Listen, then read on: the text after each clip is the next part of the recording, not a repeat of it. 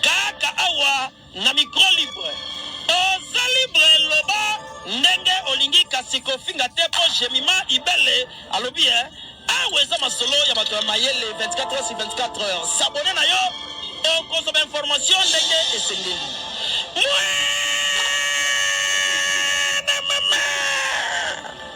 Ya biso na bino 24 heures ya information ya culture na biso kaka awa na micro libre et pas ya jemima ibele. Cette conférence de presse, Héritier Watanabe va se produire le 25 au Stade de Mars.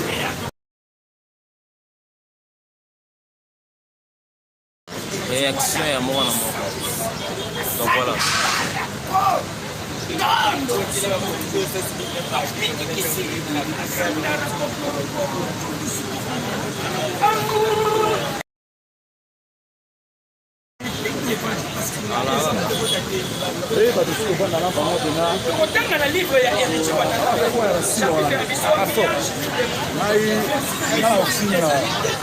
Fais la réaction jusque-là de Liban.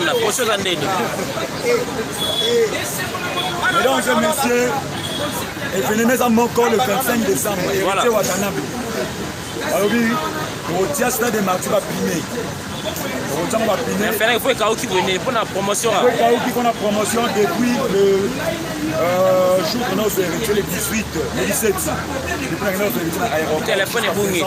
La bourse téléphone est qui est va déguer ça là. Héritier Watanabe. Héritier Watanabe.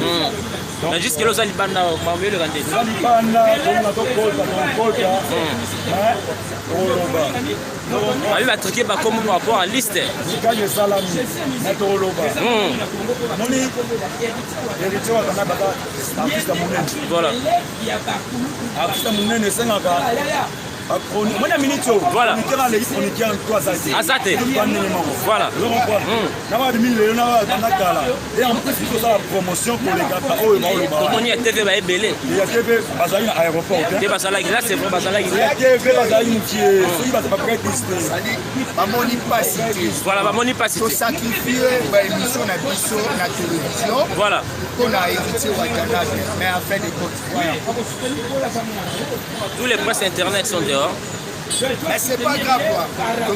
Mais héritier Peno a été parce que monsieur héritier soit hier. Il faut changer de décision. Mais toi on a confiance. Voilà. Réaction par rapport à ce là, je m'en internet badaming libanda ba ko tomoka omoni fali pas d'argent d'accord fala ça dit conférence net que mon so akota azwa ne image pas bien concert na munene voilà promotion marti ya permettre et après grand hôtel te marti ça mutaliboma ya mutafua mutafuma ya mutamuja mutunyoso voilà ya mon fali patara que ma chaîne annonce ko ta botia tout ça est atala ebi ta ko mo bisengo ya pesa na munene siko batala awa batali ngaba ya batushinda mangana nini kutu marti awa basene kite promotion ba yaki ya batususu atana sina nini kutu litaki tena ni ba yaki ai ko ba mo na bata ye ya ka kota ye mutaya ba klosa kota le batashele boya donc elo to kutika ya kwa iti watana badale po ba courage le pe ne ko ba testimonier de orchestre mo donc on va passer à liste là maintenant on va vous le reprocher pas toujours à cause ya ba yetu asili c'est bon koya tu kuna mwisho c'est quoi que passer abi de jaki atna mabo là na yebani bo a télébinan pendant 20 minutes n'importe ça parce que vous ça ta ngaba ya na ba ndoko le quoi amoni da mamba pour ça atali nga ya kitenda ya kimarti pour soutenir pour ça promotion na ya kimi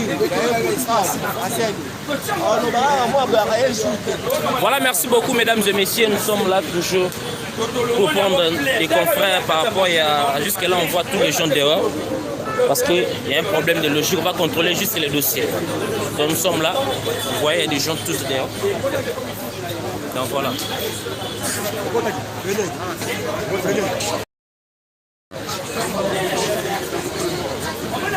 Donc il y a logique, ça se passe aussi, donc voilà, ça va. Donc ça se passe. Sujet télévision, allez-y comprendre, donc il y a des gens, il y a des confrères, il y a des concerts, ça se passe comme ça. Ça c'est l'entrée. Donc voilà, nous sommes là, ça se passe en direct ici. Donc j'ai envie de voir des passages, donc c'est ma précision par rapport à cet événement. Voilà, nous sommes en direct. Voilà, c'est ça. Ça va? Amonio, Diego, Boni.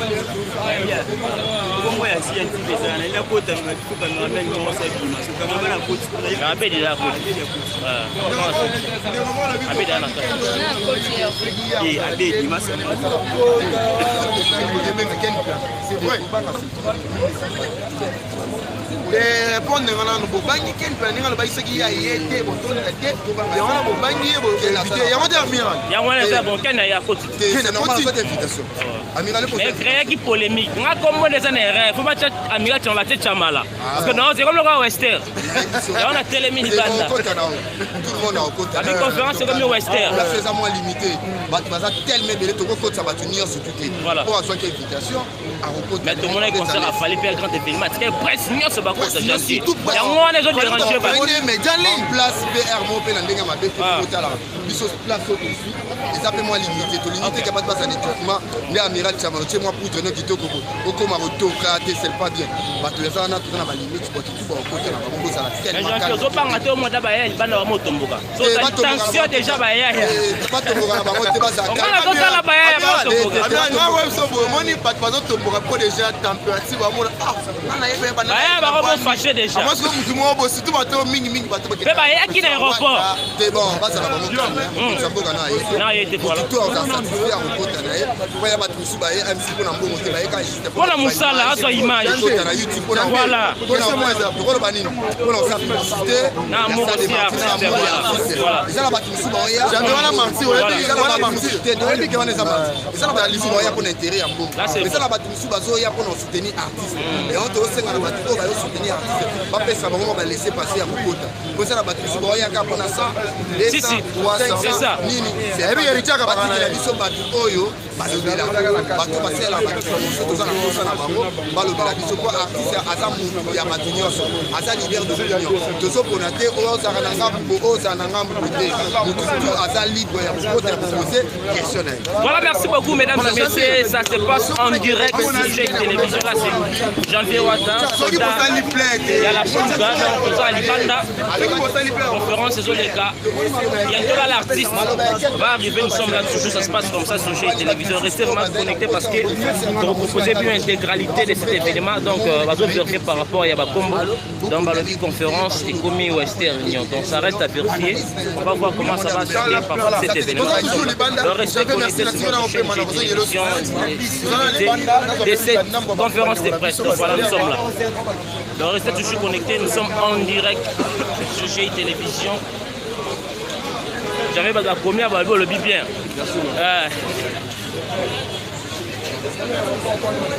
Donc voilà, on reste toujours connecté, on va vous donner la suite comment ça se passe et si c'est vrai, contrôle Oyo, ça la bien ou ça va déranger beaucoup de personnes. Donc voilà, la Pouga est là, monsieur, messieurs, il va nous le 25 décembre. Donc voilà.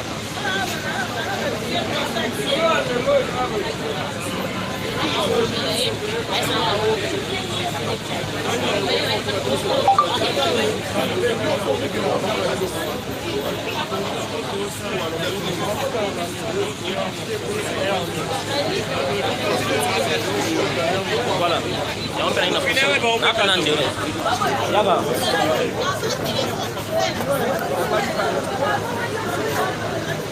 Voilà, merci beaucoup mesdames et messieurs, nous sommes là où cet artiste, Janvier Ouattara, enfin la conférence de presse. Il y a un problème qui se passe.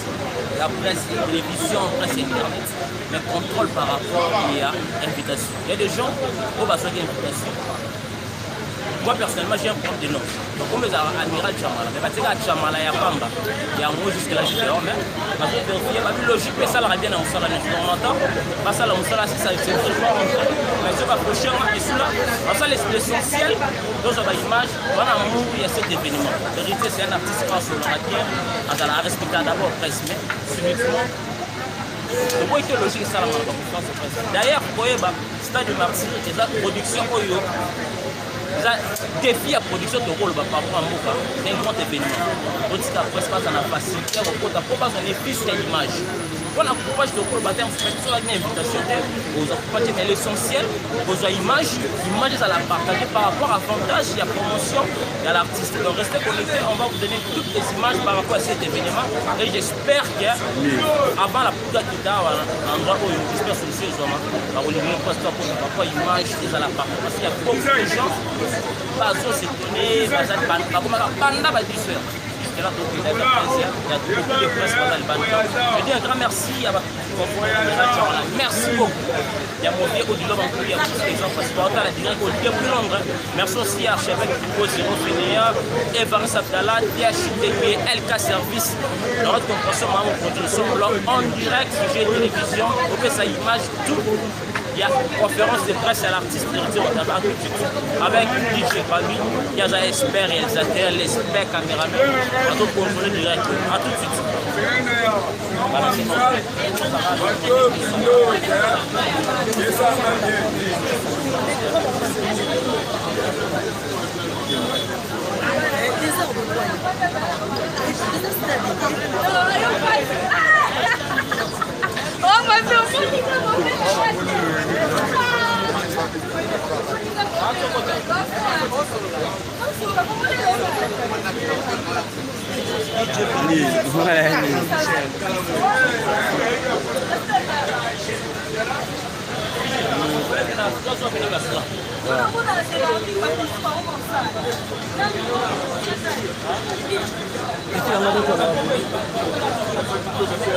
déjà vu, moi je suis vu.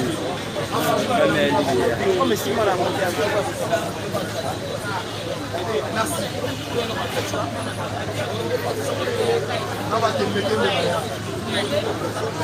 Voilà, merci.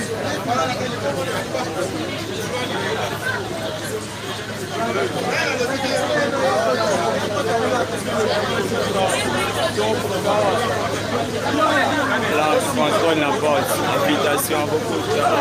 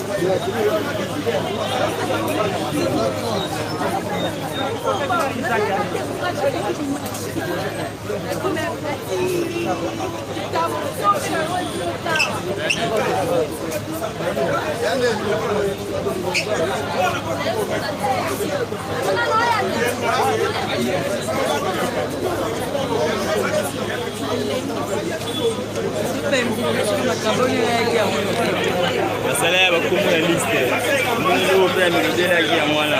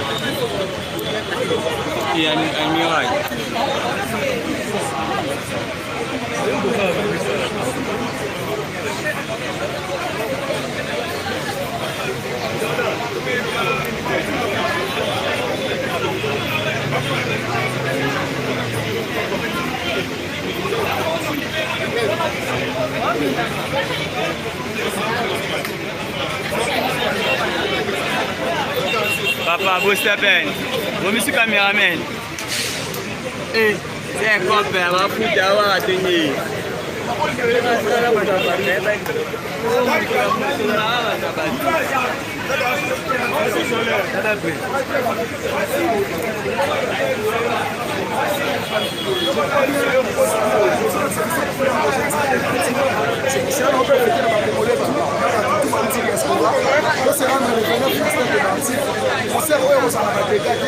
Et vous avez vraiment bien encore bien, vous avez bien, maman surveille, moi, on surveille, et vous avez vraiment. Et puis, si le métier après, si tout donc, nous avons invité, et puis, on s'est rendu à toi, ça va épeler le 25 installé.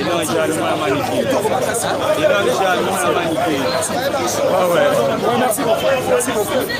On n'a pas du tout à se déplacer pour nous recevoir Oliver. Merci aussi à l'artiste de la considération. Les 25 aux alentours.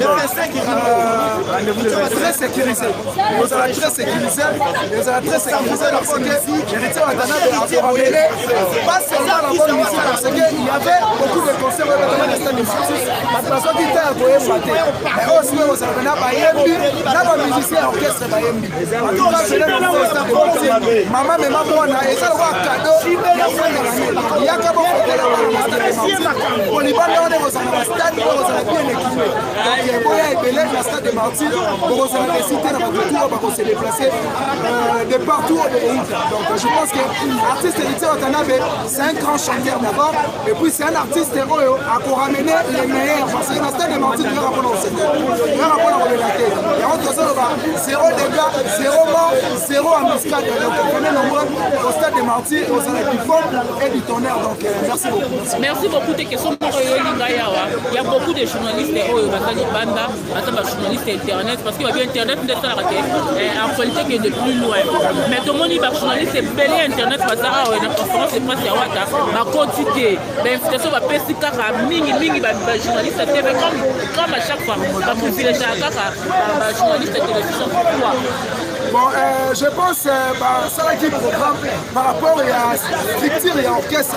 Mais moi j'ai eu le temps de recevoir le directeur Francis Boubaya. Il m'a dit que ça va être une liste de mots, mais ça moins insuffisant par rapport à plusieurs artistes. C'est pour cela qu'il n'y a pas sur la liste. Il n'y a pas trop de l'invitation qui va se rendre à la Katipo. Donc ça, sans ignorer Internet et l'équipe de la vitesse. Oui. Moutou Internet dans cette émission, c'est quoi? Pour l'examen samedi, dimanche, jour, il y a une émission. Mais biso toza l'émission sikoyo kweleka sikoyo ça veut dire que internet baza wa mbisi ya moto moko tosali sikoyo koti sikoyo et puis bato bakopropager image vitesse koleka bato internet basate. C'est pour cela artiste à comprendre les demandes na biso na bokasi ya bureau mobimba na team wata bazo prévoir déjà liste moko oyo kosala bato oyo bazwi invitation te bazwa opportunité ya kokota à travers bakombo na liste. Donc la liste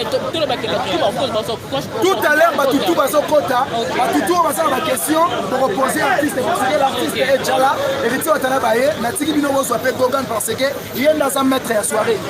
Merci beaucoup. Donc, Héritier Watanabe, le fils du pays, mais c'est les chanteurs. Là, présent, où est son, ma pessie est ma cambo. Frère Wenge, vas-y, ma cambo, vas-y, un héritier. Je vais répondre à la norme. À 15 ans, donc, on a trouvé la bonne musique. Parce que spectacle, le 21 décembre, ils sont tous. Jiba Zawana, invité spécial. Ouération Zawana, par rapport à l'image, bien affilée par Rosa. Donc, héritier, Hazard, laissez les chanteurs. Viens dans la paix, mélange mi démons. Dans la termine, c'est mélange mi démons. Ils ont récolté succès comme il se doit sur le marché des disques. Attention, le marché des disques, et c'est pour héritier Watanabe. Boboya, Odima,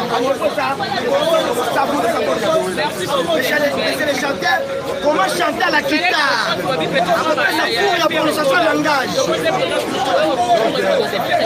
Le 25 décembre, comment nous avons la maille? Il y a des sacrifices. On comprend. Le 25 décembre, au temps de Bakiné, il est dit, c'est pas Ouéra. Sika Siliki, comprenez? Alors, Sika Siliki. Parce que moi, Sika, je comprends.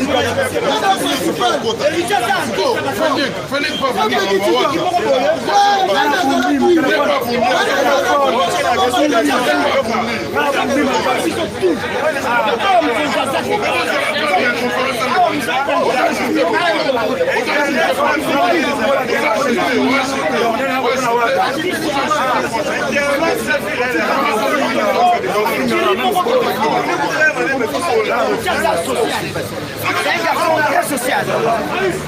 C'est un garçon social serviable. À ça, pour la vie, surtout. Ils sont l'éternel de Zaï. Il y a un mot qui n'a pas dans la balle. Dans un genre, la ratie. Nous sommes pas par rapport à l'image. Il y a un bon héritier. Ils sont tous à la héritier. Oui, qui dit mon boyo. Journaliste, journaliste à Zati. Oui, non, il y a un RTG. Oui, il y a un RTG. Beaucoup de gens sont comme la puissance. On va ouvrir la RTG. Il y a un boyo. Quand nous avons créé ce monde, l'Internet, à notre image, oh, ça va la RTG. Oh, ça va la RTG. Oh, ça va la RTG. Awa, ils sont toi-même de qualité. Oh, elle est dit. Ah, on t'a danger. Oh, ça mon nene. Oh, ça mon nene. Oh, il y a mon nene. Ils sont dans la qualité. Ils sont dans la qualité. Internet, c'est plus YouTube, c'est plus sur. Ah, on t'a danger. Ah, ouais, maman, ça. Par rapport. Oyebi butolo bela. Oyebi butolo bela. Mende bona yo. Mende bona yo.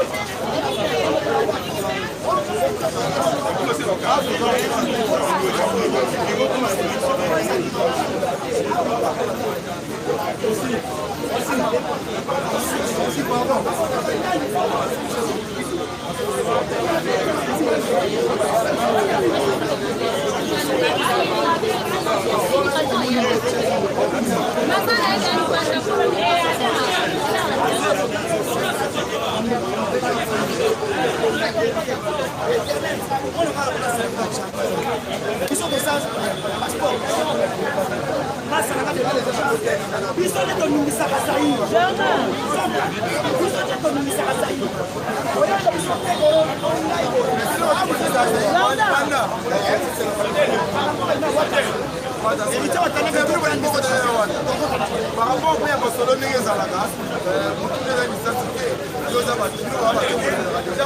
mais pour la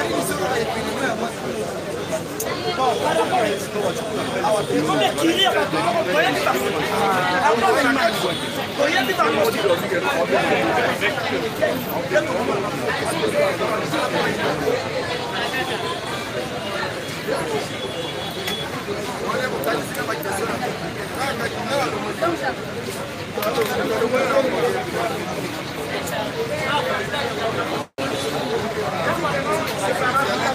Anyway, I got a telephone and you're going to be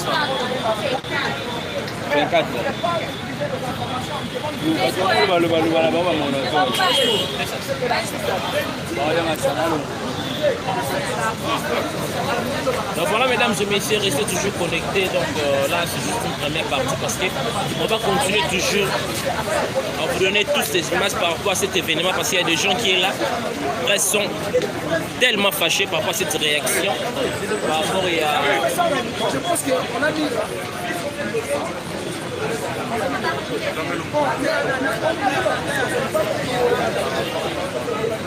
Donc voilà, nous sommes là toujours sur votre chaîne GI Télévision, donc restez connectés.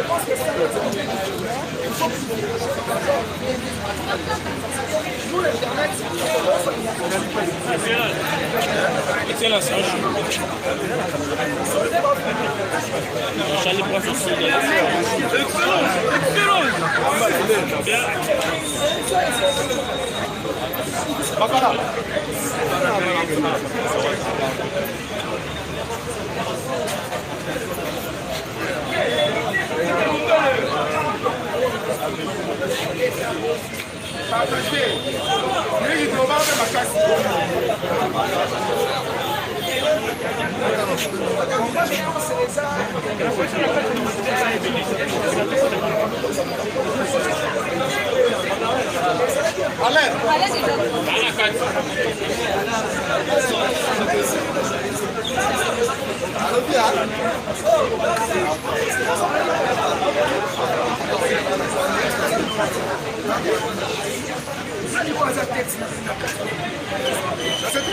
Parce qu'il y a beaucoup de textes, mais il y a beaucoup aussi de textes. Parce que dans la tête, il y a beaucoup de textes. Il y a beaucoup de textes.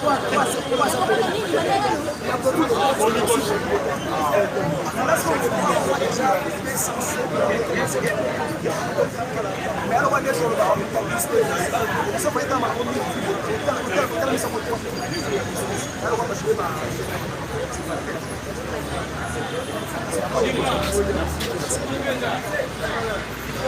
Vai, China. Ah, boé. Passa lá.